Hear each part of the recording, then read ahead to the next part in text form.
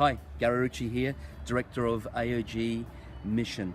We can't ignore Israel in this process because God has an agenda and a timeline that is running with Israel.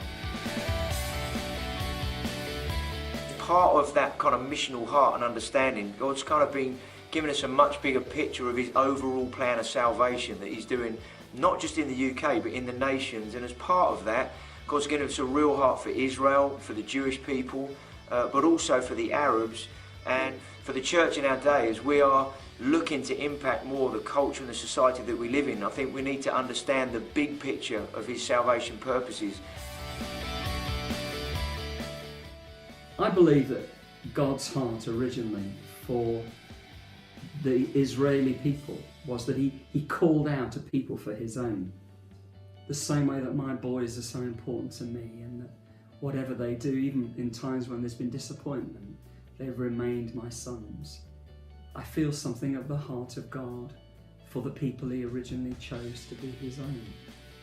As a church, the Bible says that the Gentiles were also added. The Spirit's been poured out on them also. And it's like he's used the Jewish people to bring these gifts and these covenants, these promises, and it says we, the Gentiles, were once far away and now been brought in.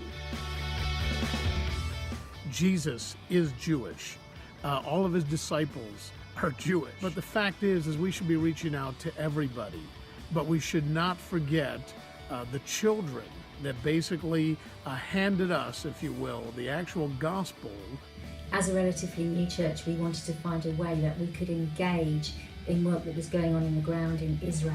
I think sometimes the wrestle that Christians have, whilst we know what it says in the Bible, there are lots of voices outside the church, and sometimes within which perhaps political, perhaps vie for people's attention, where the Bible talks about loving Israel. It seems to be a conflict where other voices are trying to drown that out. I still believe that in the middle of God's love for the whole world, he still has something for his people.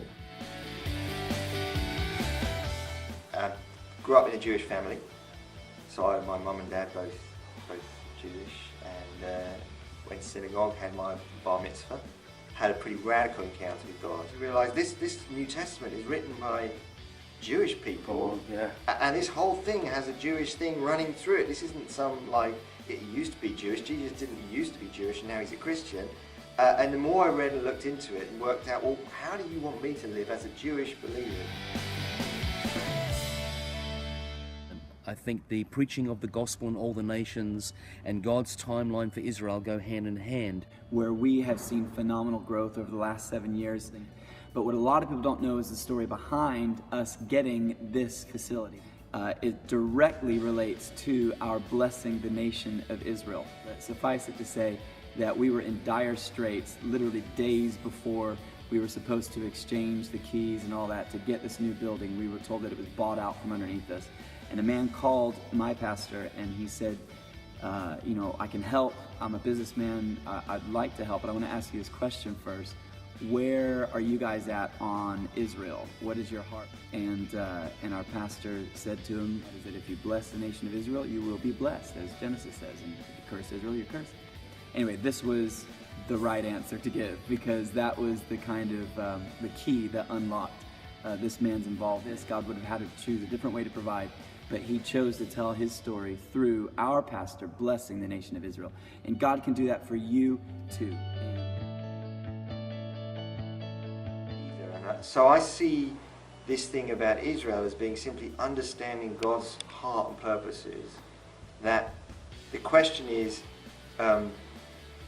does God still have a plan for the Jewish people that is not just in the way that he has a plan for everyone? And I think, scripturally speaking, the answer is yes.